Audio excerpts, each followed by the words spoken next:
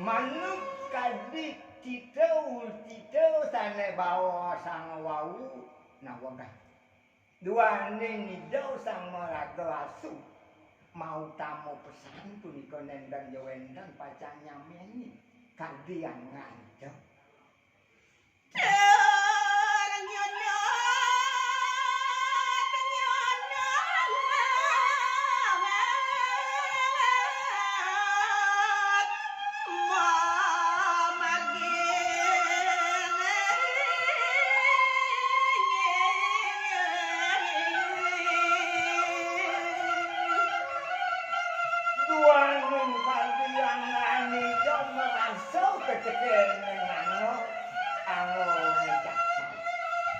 kabaos asu asam puniki daging nyane duane manut ketekaning daging asu jok sang Hyang Darma mempelmahan dados asu boyoyo asu sekalo bayu ketekaning hidup sane kenggu antuk hidup sang Salomia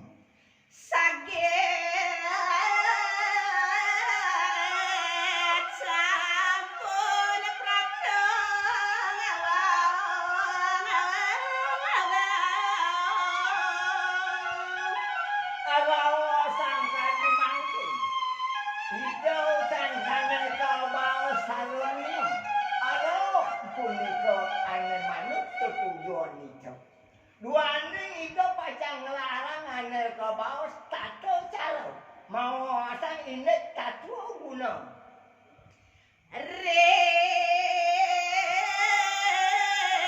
Tegal puru keseterong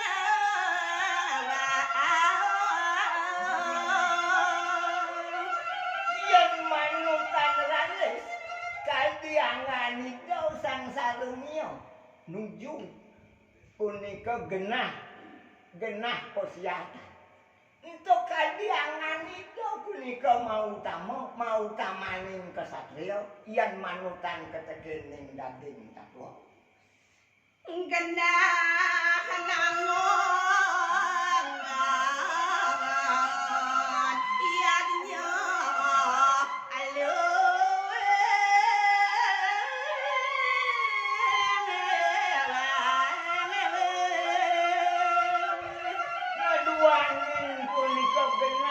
pacang meyudau memekang dan memadang jenis muruh kadiangan itu perlu punika mangewenten iya sekerti dari kanjak kang pacang metemuri ngangonto sang saramia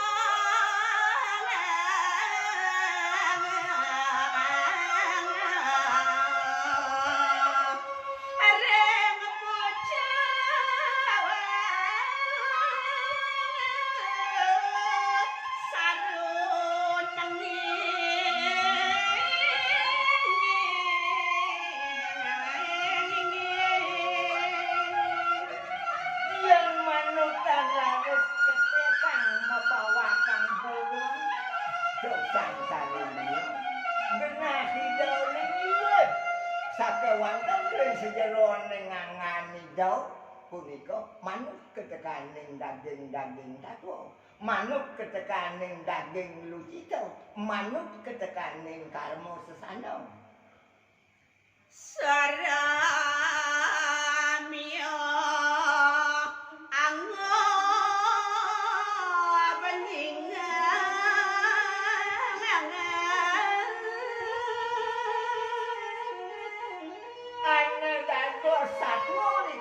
kang mangke punika asu napi punika kabaos asu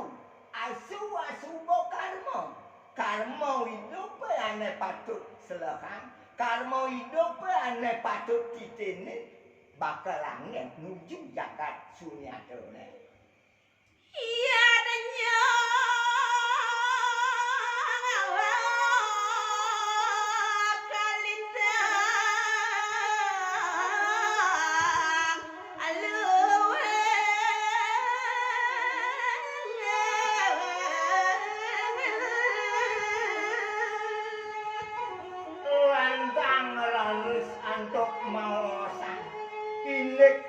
Raden Yanyo.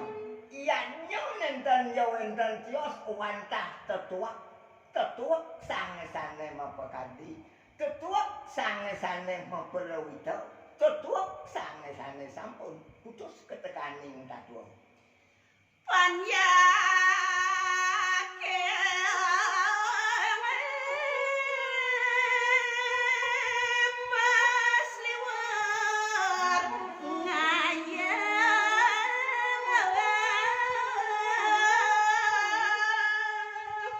Yen neranging widangan kesetresiate punika. Nenten kene antuk wilangan punika akeh nyane pajang nonton. Inik ngadu kesatrian sang Yasu.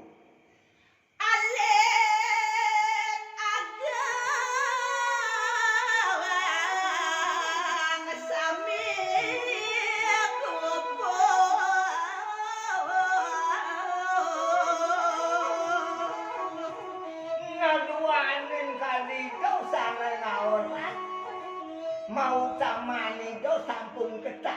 Niku kemawinan kadi banyak ido mako sami jenek klep luk bajan.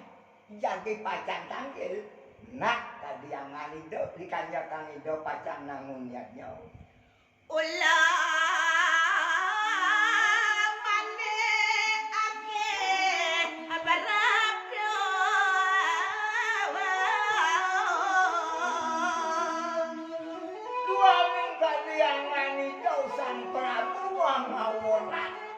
Sampun ketah kadiangan itu ngelarang sana ke Bos Darmo.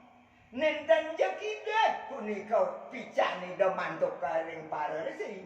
Mantuk kering para palito napi malih ring para panya. Maka sami katur linye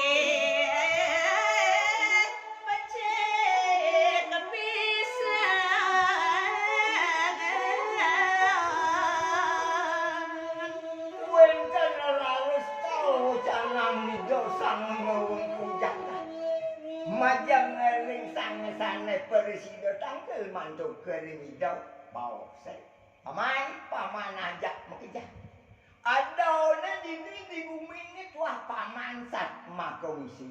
Paman sat ngemakong ngemelahan bumi ini. Duane ngacai dadi raja dadi ratu di bumi ini yang sing kejeluk ban paman. Sing sido bakal bumi ini.